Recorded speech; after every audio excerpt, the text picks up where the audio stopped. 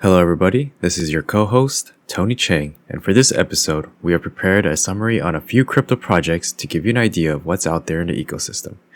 Please sit back and enjoy listening to how we got started, and we hope that this episode will be helpful to your research from the one and only, the Crypto Scrubs podcast.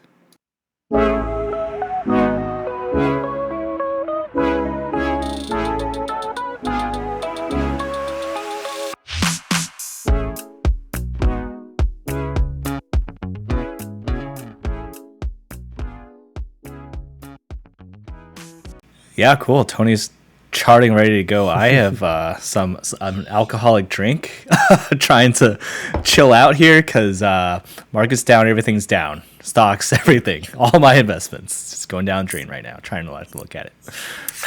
That's crazy. You feeling the same way, Tony? Yeah, a little bit. I'm actually mostly in just cash, just sitting on the sidelines. But did you hear about the recent Netflix just dropping 50%? In their stocks? Netflix is like $800. Now it's like $200. Wow. Typical day, typical month in the investing world nowadays. But pretty crazy times. So April. Today is April 26th, 7:46 Pacific time.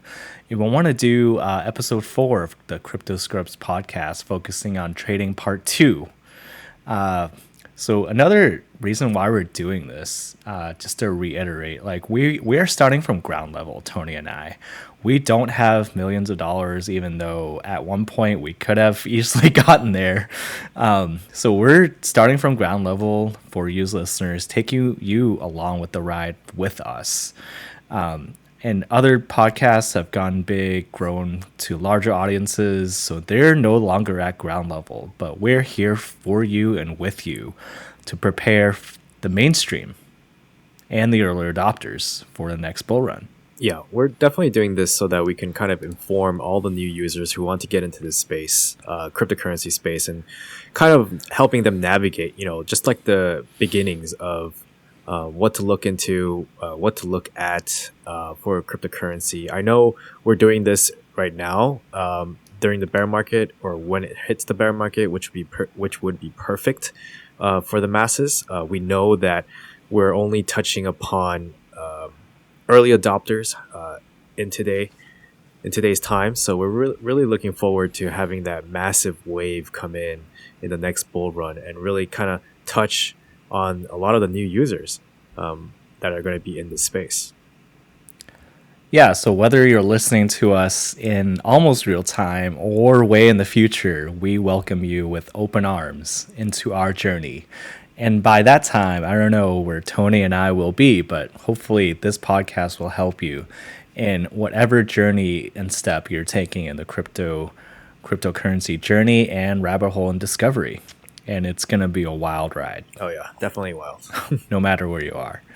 So kicking off this episode, we hope to kind of go down the list of cryptocurrencies of kind of Bitcoin all the way down to number 50 to give you a general overview of the crypto market, how to do charting, screening, and know what to look for, and give you kind of a general landscape of where crypto is at right now and where it has come.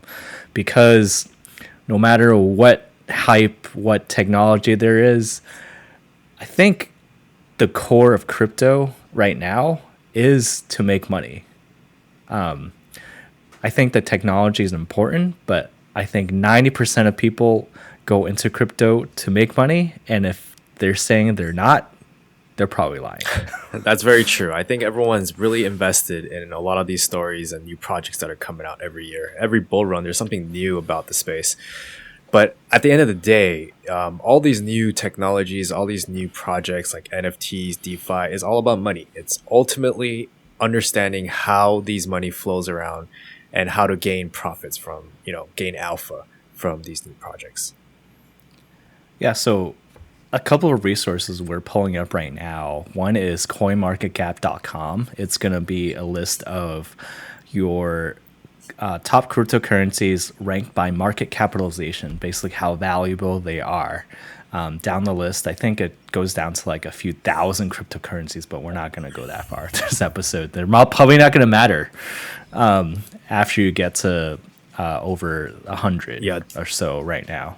Definitely. I think CoinMarketCap is the bread and butter of just being able to view all the projects that are out there in this space, and at the same time has a lot of information regarding like market cap and price. So this is the one place that everyone should be kind of getting used to and learning the mechanics of CoinMarketCap. It's very simple to use.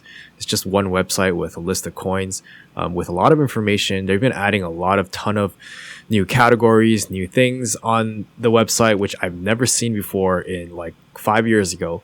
So it was definitely not there, and it's always evolving. So getting yourself familiar with this website now will definitely help you get more familiar with it in the future as well, because they're definitely changing this website. Yeah, definitely. And tab number 2 I have pulled up is called tradingview.com. A lot of you who are just getting started in Bitcoin, it's fine to just check the prices on your trading app, like be it Coinbase, Gemini, Binance US. That's totally fine. But if you want to take the next step in developing a watch list and also charting prices over time and charting strategies, you definitely should use a charting tool. And I think a lot of people on crypto Twitter, just the general cryptocurrency community, use tradingview.com, as does Tony and I. Yeah, TradingView is a basic must in terms of just looking at trends of a specific coin. It really tells you where we are in the run, whether it's current or for the future. At the same time, it's free. They're both free, so it's nice to pick up right now and just getting used to how to use TradingView and whatnot. This will definitely get you further in terms of understanding a little bit about how these coins trend with Bitcoin itself.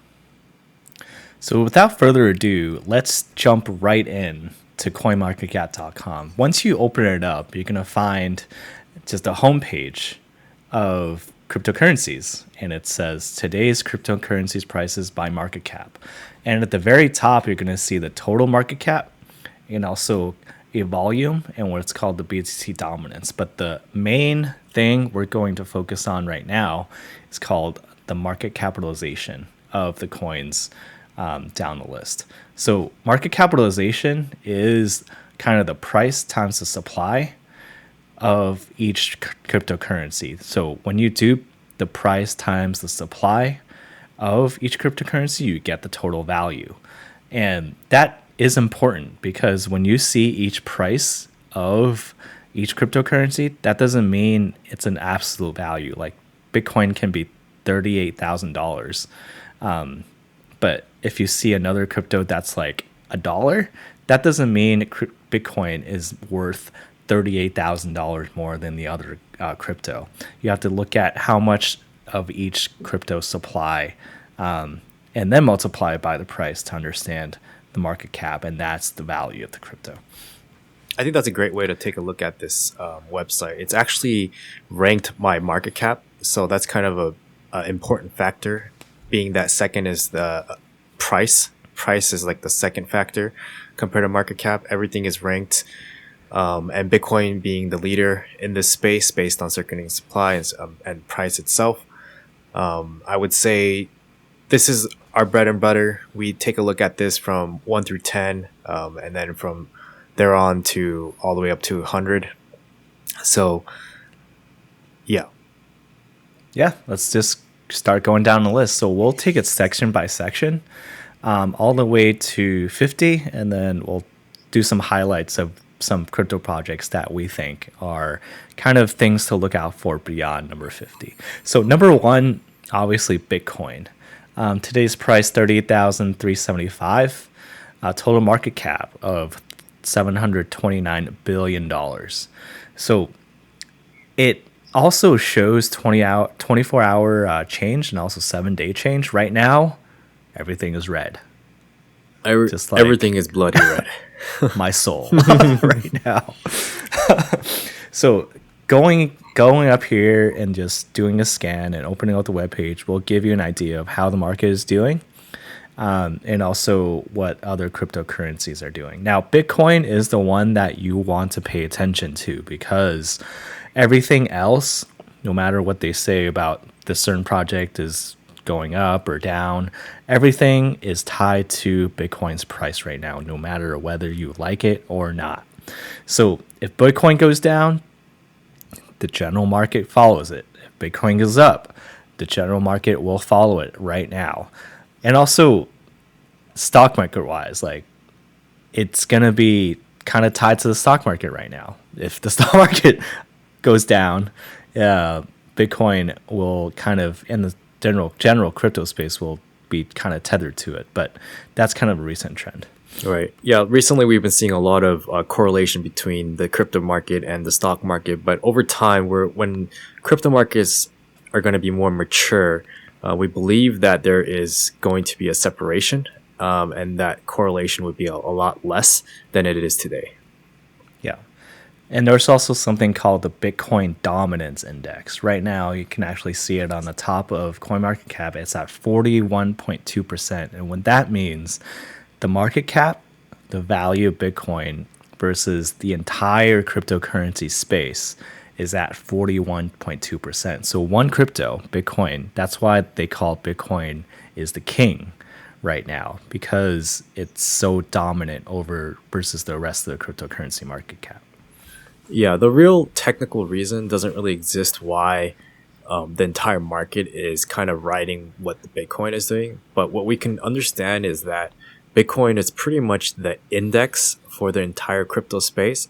It has the most liquidity in the space, therefore it's going to be the most traded in terms of value. So you want to look at Bitcoin as, what they say is king, but you just want to see it as like an index where this specific coin is going to drive the majority of the ecosystem's price. Yeah. And another thing is mechanically, when there's a bear market, people actually fly to safety, regardless if it's like stocks or cryptocurrencies. For cryptocurrencies, when there's a bull market, people flock to Bitcoin because they recognize that as a store of value and actually is the safest cryptocurrency. So right now, it's probably better to hold Bitcoin than actually fly into alternative cryptocurrencies, which we're going to go down a list of in this episode. So going down the list, number 2 is Ethereum.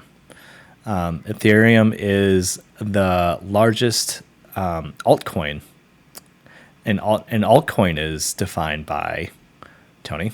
Altcoin is pretty much everything except for Bitcoin. It's the other word for them is shitcoin. It's pretty much yes. it was given birth by the idea of from Bitcoin itself, right? So all these other projects came from, the Bitcoin Project Zero. Project Zero is Bitcoin. All these other coins that are coming out with new projects just add a little flavor on top of it, right? They do different types of functionality on their protocol, and therefore they're alternatives to Bitcoin. Right. Now, Ethereum has grown a lot over the past year or two. Yeah, I think it went from kind of the low of $100 to now $2,800. So Ethereum's value in DeFi, and NFTs, and being kind of the decentralized supercomputer of the world, and its status has grown so much in popularity over the past 2 years. So that's why Ethereum has a stronghold over the number 2 slot in CoinMarketCap. And market capitalization wise, right now, it's almost exactly half of Bitcoin. That's crazy. In $342 billion. So total Ethereum dominance, that's kind of a new thing. It's been 20% versus the kind of the 41.2%, I think, for Bitcoin. So Ethereum, some people say it's no longer an altcoin, and everything beyond Bitcoin and Ethereum right now are considered altcoins, with the top 2 kind of holding their own tier and the rest being the rest. So going down to number 3 is an interesting one. It is USDT, called Tether. USDT came about where people needed a form of US dollar peg to kind of trade against in exchanges and also offer liquidity in exchanges. So total dollar wise, there's going to be 83 billion of Tether. That's why it has number 3. But beyond its being pegged to the US dollar, and being kind of an offering of a liquidity, it is actually very very important kind of figure within the cryptocurrency space right now. It definitely is. So, but you don't want to just buy Tether and hoping that's going to go up, because it won't. It's always going to be $1. There may be some weird days where it's beyond that, a little bit above, a little bit below, just because like more people are trading against it. But I want to kind of talk. You don't want to buy Tether. That's true. I kind of want to talk about Tether a little bit and its inception and its importance to the ecosystem. So Tether is actually the very first stablecoin that was given birth in this cryptocurrency ecosystem. After Tether, there was a lot of stablecoins that came about. I would say actually DAI was the very first one, but it wasn't really stable because it wasn't backed by USD. Yeah. So what's a stablecoin? Just to get that out of the way. So stablecoin is just it's pretty much a digital dollar. It's always going to be valued at $1. If it breaks the peg, which it's not supposed to, it can be like 99 cents, 0.99996 or something like that. But it's usually taken off with a fee and whatnot. You might be missing from $1, but it's always going to be $1. Therefore, that's why it's called stable. It's never leaving $1. Yeah. So it's not meant to be bought unless you're, pretty much trying to short the market, trying to save your money in terms of cash, I guess, on the side. You can have pretty much the stable coin instead of having it in USD dollar in exchange, which could be a little bit better in terms of not having to. Sometimes there not a lot of exchanges actually have USD, so it's going to be a little bit more difficult to have it. Right. Yeah. So Tether is actually adopted in almost every exchange. And this is one of the very first one that was given birth after DAI, and after the fact that DAI broke their peg at one point, which was a calamity at one point. But I do want to a little bit go into Galen. I don't know if you know this, but do you know anything about like the controversies of Tether? Yeah, there's like a lot of controversy saying like you're supposed to have $1 per Tether as an audit, but I think they broke it a couple years ago where they have kind of a reserve, just like banks now do. So I think the ratio just that they have to have $0.6 for every Tether available or something right now. That is very true, actually. So that was a huge controversy because they were claiming that they actually had for every Tether dollar in market cap, they would actually have that in USD.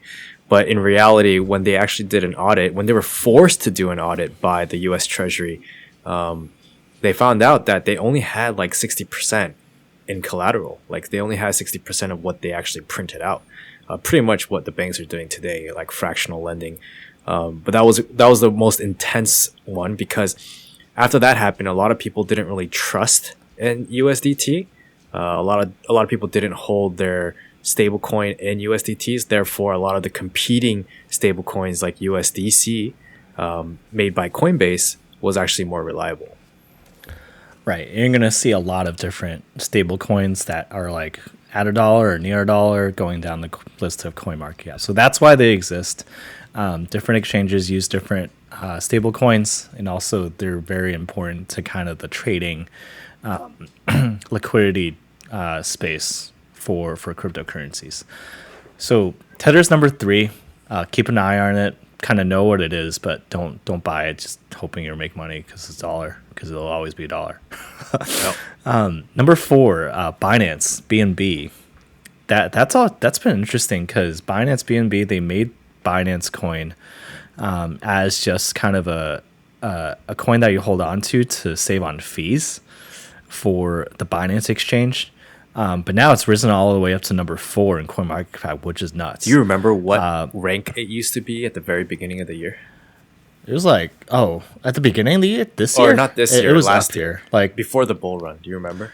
2020, it went from like the 20s or 30s or even 40s or 50s to it was at 25. The top 10. And because it was sorry. It was because they came up with their own DeFi platforms and dApps ecosystem around BNB. So they essentially created Ethereum alternative on the BNB platform, and the price went up like crazy. It went from like $10-$20 to like $400, which is what it's sitting at right now. I actually held BNB for a while, and then kind of sold it on the way up. So yeah, that surprised me kind of the most this past year, BNB. Yeah. So BNB was originally created by Binance Exchange. They were the #1 exchange in the world for cryptocurrencies. They originally created BNB in order to be a utility token so that people can get cheaper trading fees on Binance Exchange.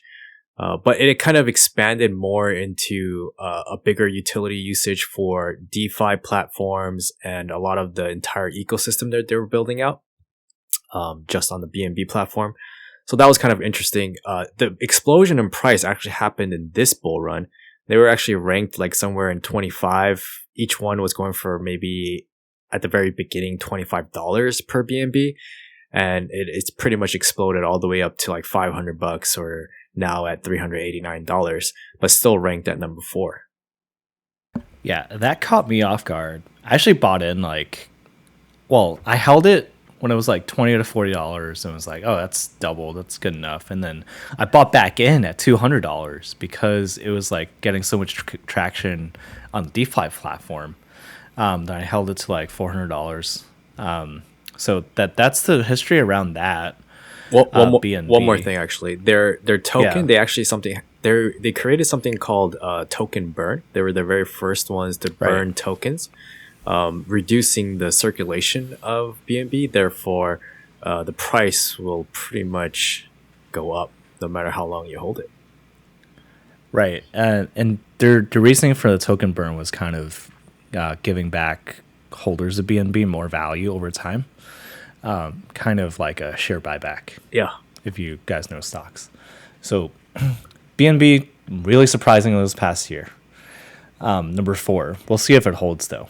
Number 5, USDC, another stablecoin, used by Coinbase. It's up there because Coinbase uses it. And a lot of other major look at that coin. It broke its peg. It's not even $1. It's at 9998. Yeah. I guess that's possible. Not sure why. Yeah, I don't know either why. It's been like that for a while because I think it's actually worth more than $1. There's 0.999 USDC for each dollar. So you get more USDC. Well, I think because you pay like a nominal fee just to buy it or something. So that's kind of factored in. So next one is Solana. Number 6, $32 billion. I kind of want to talk about USDC. Did you know? Okay. Did you know that I almost applied to the company? I forgot what it's called, but I actually applied to that company. USDC. Yeah, they wanted me. This is while I was working at Western Asset. They really wanted me to join on their team for the USDC because I was like so into cryptocurrencies, and I think they're looking for passionate people in the cryptocurrency space. All these companies are actually. It's just that a lot of the people that they hire today are not into cryptocurrency, and they really need to find people more involved and passionate about it because then they kind of become more innovative in that space instead of just working for that paycheck. So to speak. But yeah, I almost got in. I didn't go through with it because I actually at the same time wanted to go with Amazon, and I did get a call to work for Amazon, so that what ended up happening. But so USDC is actually a birth of a stablecoin by 2 companies, one by Coinbase, and that created this digital stablecoin pegged to the US dollar. Okay. All right. Oh, good backstory. You chose the dark side. Crypto. Yeah. Mr. Bezos. All right, cool. So number 6, Solana. Lots of stuff to talk about here. It's kind of this cycle's quote unquote Ethereum killer. So we'll see how this lasts, how much this lasts. Tony, you have a lot to talk about Solana, right? Yeah, I mean, just a little bit. I, first of all, do not trust Solana. That's just my opinion. I mean, a lot of people have good things to say about Solana. I've used the protocol for DeFi and I did not like it. Their DeFi protocols actually suck in terms of user interface, in my opinion. The returns are actually not good as well. It's a little complicated to use. And at one point, the reason why I decided that Solana was not going to be top 10 for me in the future in the next bull run is because they shut down. Their network at one point had to shut down and restart. And that is the only reason why I noticed that how centralized this project was. They were able to get 21 validators or whatever validators they needed, come to a weird consensus together and restart the entire system because they went down with, just a minimal, I would say, amount of transactional at one point. They were peaking and they broke. So if that happens now, I don't know how they're going to survive when, the masses come in the next bull run, how their network is going to continue to run without, something going wrong. Right. That's a big red flag for me if something just goes down already, but also still stays in the top 10. That means people just don't care or just don't understand it. And I think I've checked out Solana NFTs before. They just have much less traction than Ethereum NFTs. I don't think the Solana NFTs much have value. But yeah, DeFi and probably NFTs are the only things holding Solana up and the kind of the hype for the future. But once kind of DeFi goes into winter, NFTs go into winter, and all you have is kind of the devs and kind of the faith in the ecosystem. I think I agree. Solana might go the way of like EOS or something. What's funny is on CoinMarketCap, it says in the description about what makes Solana unique, it says, however, the network has been plagued by repeated outages that impaired its price and aspirations to be the Visa of crypto. So yeah, they're trying to claim that they can be a high level of transactional data that can happen through their protocol. It's kind of the B team. Not to bash on Solana developers. I'm sorry if you're hearing this, but I think once Ethereum goes through proof of stake, Solana has been the test pilot program for Ethereum proof of stake. So once Ethereum proof of stake comes, there's going to be so much traction behind Ethereum that Solana is going to have a hard time keeping up. Yeah, that's a good point. I think definitely if you look at Ethereum scaling at one point when it goes to 2.0, all these projects that are competing against Ethereum are going to run into a lot of trouble. Yeah, and you're going to see this kind of trend where we go down the list. Solana is kind of the first one that falls into that's kind of space of projects that will be in danger once Ethereum actually becomes proof of stake. So Solana, if you really believe in the ecosystem and know something that we don't know, by all means, invest in it. Please comment below. But please comment below. But being number 6 and $32 billion, it's kind of rich for our blood, I think. I did actually ride Solana up, so that was pretty fun. Yeah, same here. But beyond that, I think anything above the price level is going to be kind of rich. So we're kind of going more in depth in the top 10 because I think they're important, obviously, because in the top 10. But we'll kind of after the top 10, we'll go kind of what we just say, key points on certain projects. So number 7 is XRP, kind of the payment settlement layer for the world. That I think that's what their mission is to be, kind of replace the Swift banking system. and kind of serve as a better banking system than Bitcoin, because Bitcoin right now, it's kind of relatively slow to transact with. It's more of a store of value. So XRP was designed to replace the payment side of cryptocurrencies.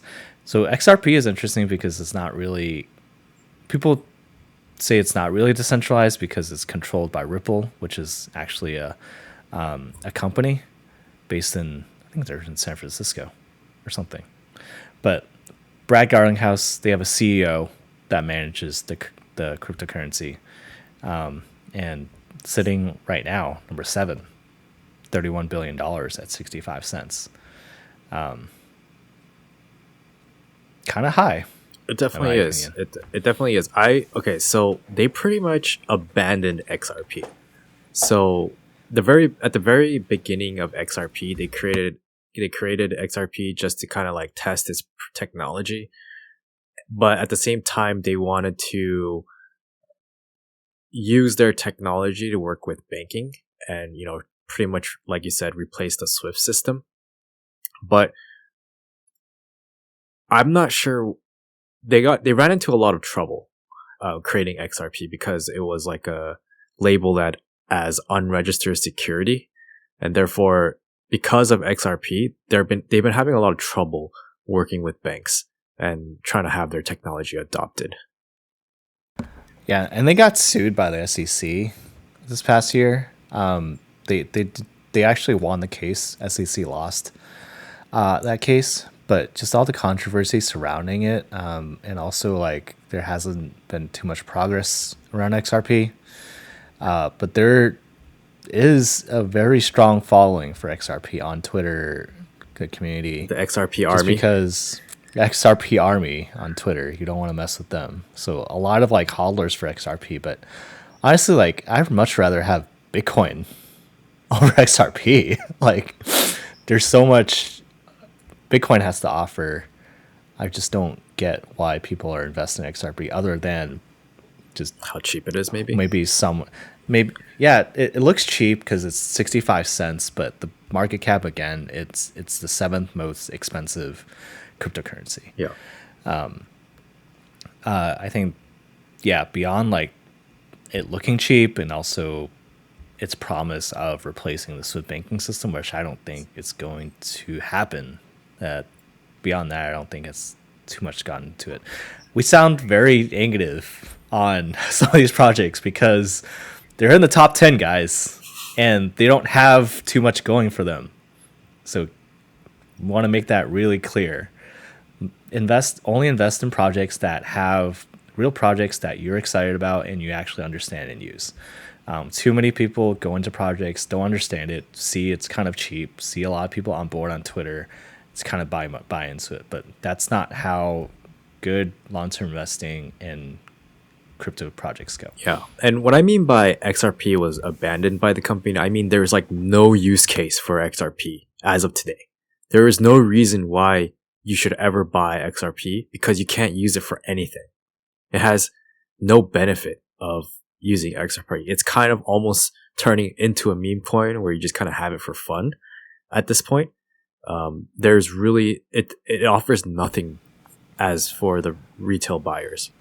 I'd rather have Dogecoin because like you can actually buy stuff on Tesla store. That's crazy. That's and so it's really true. fast. It's been around a lot, so I don't see any reasons to buy XRP, other than like you might make a lot of money in the future for some random reason that we don't even know. But tell us if we're wrong. Comment below. Yeah, I mean, I've heard of arbitrage a little bit with XRP just because it's so much faster than any other coin out there. So that's like the only reason why people would buy and sell it. But I've never heard of anyone, making money off XRP by holding it forever.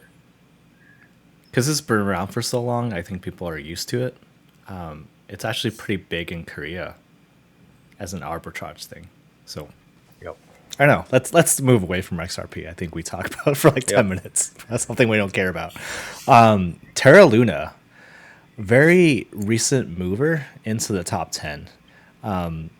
Their founder, Terra Luna's founder, Kwon Do, has been making news recently that he Luna actually has one of the most largest wallets of Bitcoin as collateral for its project. So talk a little bit about that, Tony. I think you looked into. Yeah, so at the very beginning of the year, I didn't really have too much information on Terra Luna. All I know is that it was offering a good percentage in terms of your return for holding Luna, and therefore I got really interested into it and ended up buying some. But it's evolved from what it used to be at the very beginning of the year significantly. For one, this project actually gave birth to a stablecoin called Terra Luna or Terra USD. The symbol is UST. Yeah, Terra USD. Mm-hmm. Yep. And so this had a huge backing in terms of a lot of people staking their money into Terra Luna, getting a percentage, and at the same time that turned into an ecosystem, a flywheel, where it gave birth to Terra Luna stablecoin. And yeah, just a lot of new projects coming into it. I would say the biggest project that they have currently today, where half of pretty much all their market cap is locked into, is Anchor Protocol, which is a DeFi platform on Terra Luna, which is extremely successful as of today. Yeah, definitely out of the top 10, I think Luna is the one that I should keep an eye on, because the biggest trend I think for the next year or two is Bitcoin. And if your project is the central mission is revolved around buying more Bitcoin, then it's going to be successful. So definitely watch Terra Luna. That's actually the one project that I have my eyes on in the top 10. Can definitely become like number 3. That's definitely a good Ethereum. point. I definitely like what you just said there. Definitely being that this project is buying Bitcoin, which is very important for the entire ecosystem. And at the same time, just because of Terra Luna's success and Anchor Protocol's success, we can definitely see this around for the next bull run. This project most likely will survive through capitulation and the bear market. Yeah, and if you look at the 7-day price, where everything is dropping like a rock, Terra Luna has actually dropped the least, even outperforming Bitcoin. So that's something trend-wise that I just saw right now. Yeah, they're the biggest threat to Ethereum. Ethereum's TVL, I would say, for DeFi is at 16 billion right now, almost 17 billion on Curve. I know a lot bigger than Terra Luna, but Terra Luna has been skyrocketing off that one protocol, Anchor Protocol, and they're at 16 billion. Their number one platform is at the same TVL as the number one platform on Ethereum as of today. Yeah, so if you want to bet on DeFi, Terra Luna is going to be the one to go with. All right, so we like Terra Luna. Yeah, most likely. Number 9, Cardano. I don't really want to talk about Cardano so much. It's so much like Solana in a way, so much like XRP in a bad way. Has Cardano and NFTs, a lot of like promise for the future, but not much usage right now. It's very cheap, like 83 cents. So checks all the boxes of do not buy for me. Yeah, it's definitely not a buy for me as well. There was a lot of promise that was made by Cardano, not a lot of delivery at the same time. We don't have a lot of things coming out of Cardano, nothing exciting, right?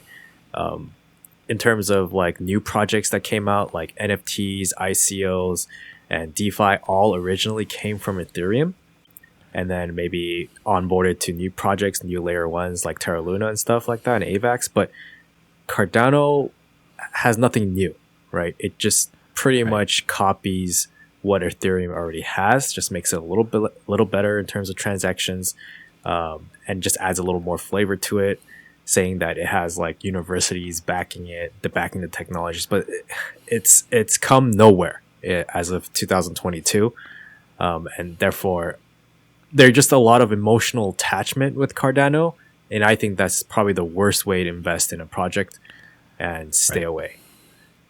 It's really loved by kind of the university crowd, but the university crowd also loves like Linux and Unix, whereas Apple and Microsoft makes money. So if we're talking about value trading for the future, holding, investing, I think Solana is actually better than Cardano, which is saying a lot. Oof, that's a big one.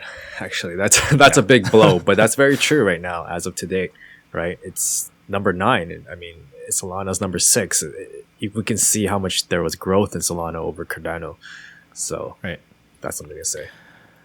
All right, making it out of number 10, Avalanche, very interesting project. It's backed by Deloitte, got investing from a lot of private venture capital, a lot of usage in NFTs. I like Avalanche. Yeah, I like Just in general. I like Avalanche as well. I have money invested in their protocol a little bit, but it's in stablecoin in the Avalanche protocol. It's quick, it's fast, it's very cheap to use a little bit, but at the same time, I think they are struggling. They are not exploding like Terra Luna.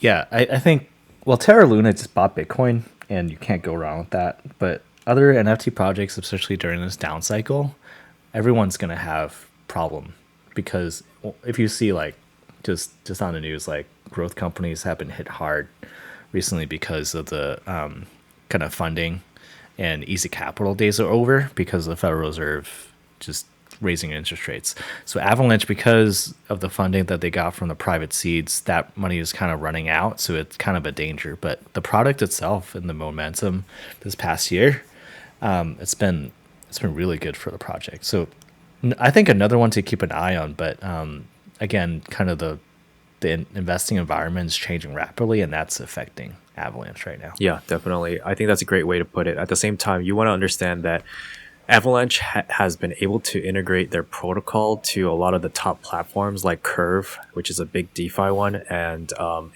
Aave, which is another DeFi one. And they were able to easily integrate into a lot of these Ethereum platforms that were very popular, and therefore something about this technology tells us that it works, right? And at the same time, if you look at DeFi Llama and look into a lot of the projects that are being built under Avalanche, it's a huge list, and it's exploding more so than Solana. So that's something to look out for. All right. Number 11, Dogecoin. Dogecoin. The Elon Musk coin. He didn't create it, but he definitely loves it. He should just definitely just buy $45 billion worth, just like how he's trying to buy Twitter. Yo, he can buy all of the Dogecoin. It's 18 billion. He just bought Twitter for $44 billion. Yeah. Like I think he bought it with the premium 30% on top of that. Did you hear? Yeah, it was I think once he basically said he was gonna buy it, Twitter was like $40 and his bid was 54. So what's with that story? Why does he want to buy Twitter? Just cause? Well, he wants to he has like an idealistic version of changing Twitter to be not a company, but a kind of a tool for an open world, for kind of democracy, open speech, all that. Interesting. So we'll see where it goes. I think the controversy there is like if one figure owns Twitter, how much more open and free is it going to be? Right. Because I think Elon's going to just do so many random things and drastic things that even he doesn't even know where it's gonna go, but that's kind of Elon's vibe. You know what he's gonna do, right? He's gonna hook up his AI tool to Twitter, read all the tweets, and have his AI become smarter. Dude, that's gonna be really dystopian. That's so scary. And at the same time, Twitter can't shut down his account. You know what I mean? No matter what he says on Twitter, there's no way they're gonna shut his account. It's gonna be an interesting time for social media, unless he violates something extreme. But every time people bashed Elon, all of them are wrong. Like people bashed him for a Tesla. People didn't understand what SpaceX was. Solar City has gone to like, I don't know how big Solar City is, like 10 billion valuation. it's just crazy. We'll see what he does with This Twitter. guy has a touch of God. Everything he touches turns into gold. Yeah. Oh, when he announced like the Twitter buy, Dogecoin popped like 30%. Do you remember he also within a day. announced the 1 billion buy into Bitcoin? Tesla bought Yeah, $1 billion. and then that was like the reason for the bull run, I think. Yeah, huge Like, hype. Yeah. When Elon announced it, it was Bitcoin is like 30,000 and then pop up $69,000 dollars. And of course it hits $69,000 and goes down. So it's all the Dogecoin, Wall Street bets, Elon Musk power that he's had over the past couple of years. All right, going down the list, kind of when we hit kind of this range, there's only a few projects that in each range that we care about, one actually know too much about. So Dogecoin is kind of the first one from the 11 to 20 range that I actually made a lot of money on Dogecoin, gave it a lot back just recently, just when the market's down. I do not trade well in down markets. I don't think anyone does. It's very hard. But Dogecoin, something personally I followed. I held through the Saturday Night Live night, watched it go down a lot. Hard lesson there. But yeah, Dogecoin, number one in this range. Number two, I'm just going down the list. There's Terra. There's a couple of stable coins. Polkadot. I have nothing for Polkadot. I can neither confirm or deny. Very neutral. 15 though, Shiba Inu. Number 15. That is 2/3 of the value of Dogecoin at 12,800,000,000. Shiba Inu. Yeah, Shiba Created Inu. out of thin air. Imagine just creating Shiba. You would be a billionaire. So many people turn into millionaires buying this at the very first day it came out and held it through till like the near top, which is kind of cool. I don't touch meme coins with even a 10-foot pole. I will never touch them. But yeah, so imagine just being the owner of Shiba Inu. Imagine being the creator. How much the money you'd be. It's a straight copy of Dogecoin's code. Like, it uses the same network as Dogecoin, except it's called Shiba Inu. That is the only difference, guys. So up to you if you want to invest it. Pure speculation. Dogecoin is going to be accepted more places because just the Elon effect. Shiba Inu is just there because it's a copy of Dogecoin. People like dog memes. Number 15 really blows my mind because if you go down the list, There are some good projects down there. Polygon, Matic, another kind of DeFi, Ethereum project. Actually, don't know too much about it. So I've actually used Polygon. Polygon is actually a layer 2 protocol on top of Ethereum. So it pretty much needs Ethereum to run in order for Polygon to work, I think. I could be wrong about that little part. But for the most part, it pretty much negated all the extreme gas fees that Ethereum had. And literally, in order to do transactions on Polygon, was 1 cent, maybe 10 cent per transaction, which is really nice when you're trying to trade in the crypto market space, especially on the side chain of Ethereum. So that was really nice. I had a blast using Polygon when there was a huge incentive with DeFi. I made a lot of money with Polygon. Right now, there is no incentive, therefore the price hasn't really risen. And also, Polygon Matic is actually considered a farm token. So in terms of what that means is that you shouldn't buy Polygon Matic because essentially you're buying into something that people are continuously selling after they farm. So that's considered a farm token. Yeah, and in this range, you're going to find what the community calls Ethereum Layer 2 solutions. And they basically are improvements upon Ethereum's network. Most are proof of stake, and they use the Ethereum network, and they send metadata on the Ethereum network to function as their own kind of sidechain. So a lot of kind of the spirit of improving Ethereum to make it faster.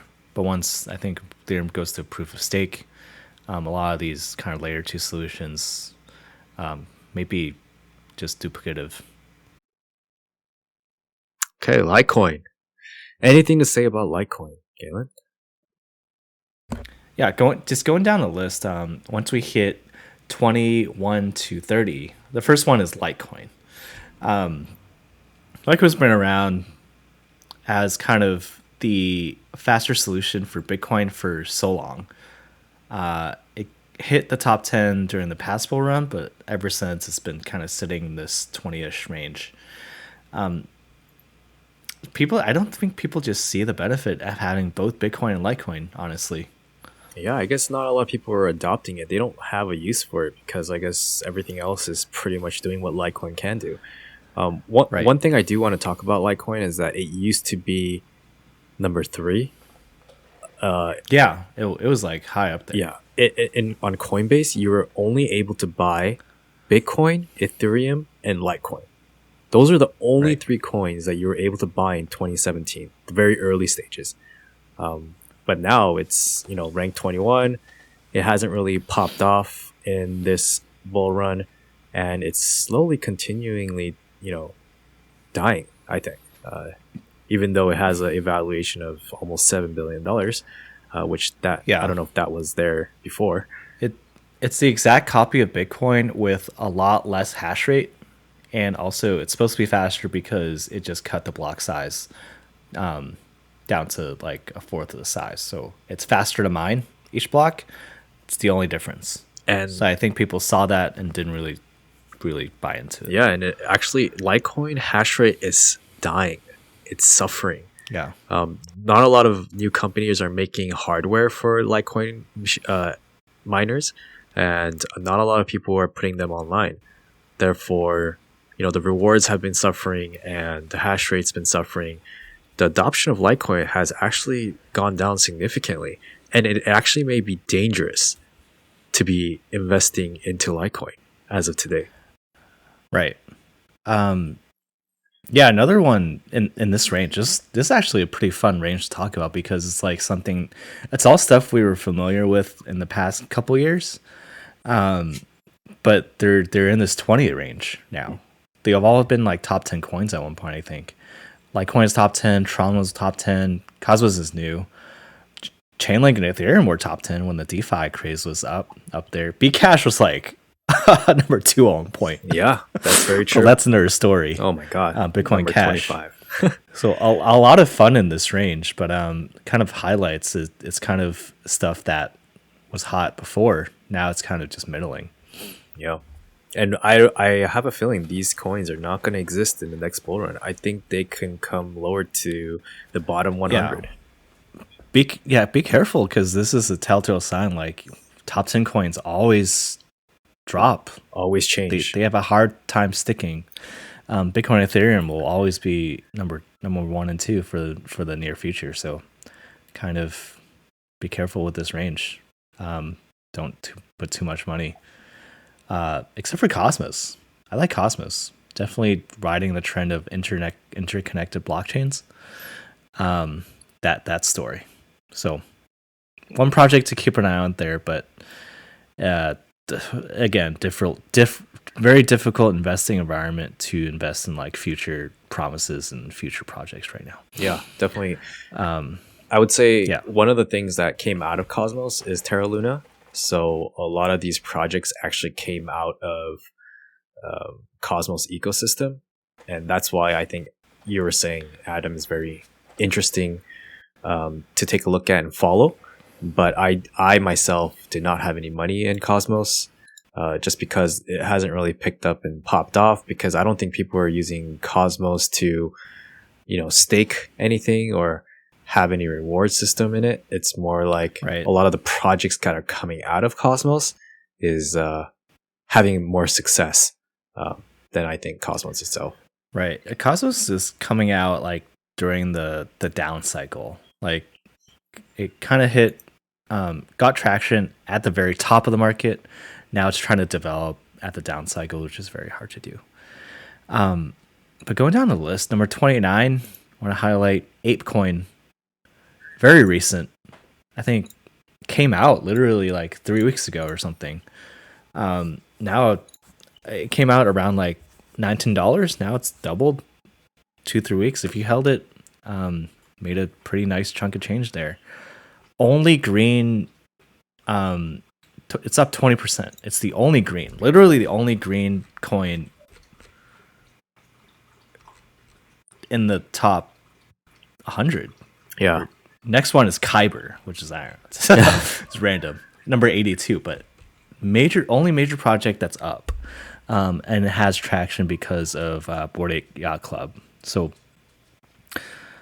keep that on your radar because it just has the only thing having momentum right now. Yeah, this is a very interesting coin to keep track of. Definitely, it's supposed to be the forefront of Web3, I guess, a community building forefront in terms of like it was born off of an NFT project called Bored Ape Yacht Club. So we'll see where this is going to be taken and how this coin is going to be used. But for myself, I think this is a little too dangerous in my books, a little too risky, and a lot of uncertainty. Definitely buy it if it goes down. I think worth a shot just to have some diversity in here because it's counter trend right now. That's always valuable. Yeah. Moving on to the 30 to 40 range. Again, a lot of projects that were big names before kind of dying off. Literally everything in this range, except for Filecoin and Decentraland. Yeah, let's see, 30 to 40.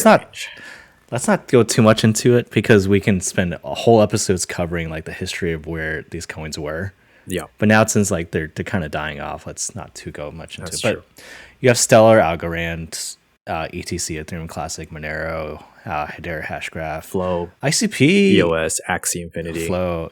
Yeah. Oh my God, Axie died. Yeah, I mean, Axie got hacked, and for all the Axie, like we talked about last episode. And then Filecoin. Filecoin is, I think, interesting. You need Filecoin for IPFS storage to link NFT, basically all the images, all the videos, all the kind of digital media that are linked to NFTs should be stored on Filecoin or similar IPFS storages. We can cover that in a later episode, but Filecoin definitely a major player for NFTs. Yeah, I'll go off of one sentences in these coin projects. So ETC, Ethereum Classic, is supposed to pop off when Ethereum goes to 2.0. A lot of these GPU miners are going to move towards ETC, so that's something to look forward to, take a look at in the future. And there's Monero. Monero is supposed to be a complete private coin. It doesn't have any public transactions on it, so that's a big use case for a lot of people out there. I don't know anything about Hedera. I know they just use a new consensus program or security, so that's one thing I don't know much about. Yeah, private. Their thing is private blockchains, which could be useful, but kind of different. It's not really like blockchain technology, which is interesting. Data network. Apologies, we're kind of going down the list. Yeah, we're going to go quickly. I think in future episodes we'll go into more in depth for these. Definitely. But these are just more projects that are just kind of dying off. Number 40 to 50. 40 to 50. Sandbox. Well, actually, Decentraland. Number 37. Decentraland is it's like virtual world or something. Metaverse. Metaverse. One of the major metaverse projects. So is number 40. So number 1 and 2, Decentraland, the Sandbox, definitely projects that you should keep on your radar for the metaverse, decentralized metaverse, not like the Facebook metaverse and Disney metaverse. Yep. It's a blockchain metaverse. And these projects were long in existence before Facebook announced their metaverse. So, right. When you see a company like Facebook that's worth like hundreds of billions of dollars going all into the metaverse, you can definitely expect something to happen with the blockchain metaverse. Right. 40 to 50. kind of everything and everything, everything and everything. Kind of projects that have died off, like EOS and Zcash, Tezos. I see that project kind of around. Tezos. I haven't heard that. Thorchain, just a cool name there. And also Axie Infinity. It had a lot of traction. Have you taken a look at Theta Network? 100 plus. Theta? No. They have a website. It's like decentralized Twitch. Oh, yeah, cool. So you can do live streams on Theta Network, and you need to have, I think, some of their coins to interact with the platform. But at the same time, it used to shoot up like crazy when it was in the bull run, but right now it's in rank 40, one. But yeah, that's just something to keep an eye out for. They actually have a working product versus a lot of these other projects. They don't have a working product, so that's something interesting to take a look at. Yeah. Number 47, Aave. I know Mark Cuban was really big into this one. DeFi platform, pretty good user interface. I'm surprised it dropped so much. It's hanging out at 47.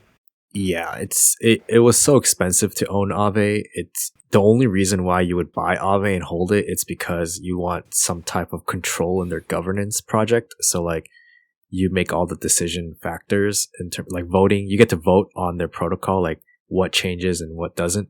So that's like the only reason why you would hold Aave. Or it's also considered a farm token on the Ethereum protocol. So like, when you stake money on Aave, they pay you in Aave, and you can use that to, convert it into anything else you want. But there's no real incentive to hold Aave. Yeah, surprisingly, like going down the list of going through 1 through 50, like 2 projects stood out to me. Avalanche kind of, and Terra Luna, maybe Dogecoin. That is it. Yeah, that's true. That's very surprising. I'm only looking forward. I'm only looking forward maybe to like Luna. Just Luna. Yeah. Maybe like Filecoin, Decentraland, and the Sandbox stuff to keep an eye on, just because of the NFT hype. I think very hard to invest right now. I think Filecoin came out a little too early. The technology is very unique. It's useful, but I don't think people need it right now. When do you ever need to have a cloud storage system other than your own hardware, like memory? Well, there's this whole IPFS versus storing. Like, it's really important for NFTs, but I see. Yeah, it's very important for NFTs actually. Okay. Once you dig into it, I see. But yeah, Filecoin is very, I think, on the top of my list. If I were to say 5 right now, it's Bitcoin, Ethereum, Dogecoin, ironically, because it's Elon Musk factor. Cosmos, it's going down to Decentraland, Filecoin, and the Sandbox. Those are stuff I'm looking at. Yeah. In the last bull run, that I thought was important was Bitcoin, Ethereum, BNB, Ethereum Classic, and Litecoin. So those were what I was used to hold during the bear market. Right. Right now, I think it's Bitcoin, Ethereum, Terra Luna, AVAX, though I think it's going to suffer for a bit. And I think that's pretty much it. I want to say Polygon, but I know it's not Polygon. I like their technology, their platform. It works great, but there's literally no incentive for us to hold on to Polygon. Yeah, I'm going past 50, and it's like just all my past mistakes. So I'm not even going to go down even that route. Did you know? Definitely interesting right now. Did you know? Hey, I actually got to pick up my son. Okay. So we can wrap it up later, but stop now. But yeah, let's wrap it up. So those were kind of our rundown of the top 50, giving our picks. We'll see who's right in the future, but definitely be careful and stick to the cryptos that you know. Just once again, this isn't financial advice. We're just kind of giving our thoughts, preparing you guys to trade. like a scrub. How about that, Tony? Oh, that is perfect. I definitely would back that up. I want to say that this is just our past experience on how we looked at cryptocurrencies. At the very beginning, we never really looked into Bitcoin and Ethereum. It was always into alternatives and shitcoins because they seem more attractive, I guess, in our eyes, just because of how much they can go up during the bull run. But at the end of the day, during the bear market, we actually learned that it's really important to learn about the Bitcoin ecosystem and the Ethereum ecosystem and how they work and how they function, because all these other coins are based off, its essential core comes from Bitcoin and Ethereum. So really look into it and really question, do we really need this project today? That kind of would help with the decision making, discernment, and looking into what to research. So there's that. Part 2. I can't wait for part 3 because I will definitely have a lot more to say. Yeah, part 3, we hope to dive more deeply into kind of trading strategies to set you guys up for success. Because if we can do it, and based on how many mistakes that we made, just sharing with you guys, hopefully you can make less than us. Yeah, well, I can definitely see after listening to this podcast, people are going to have a better sense of how to make less mistakes, and they're going to be more successful than us. And I'm all for it. So I think that's going to be very beneficial. In the next one, I'm going to talk about how to look at shitcoins versus BTC and Ethereum instead of just the USD factor. So that's going to be very important in the future. Yeah, thanks you guys for listening. We're just kind of a couple of scrubs trying to get better, improve every day. So hope you guys trade like a scrub like us, invest like a scrub, learn like a scrub. That is what we're going to go with. All right. Thank you for listening in. Have a good one, everyone.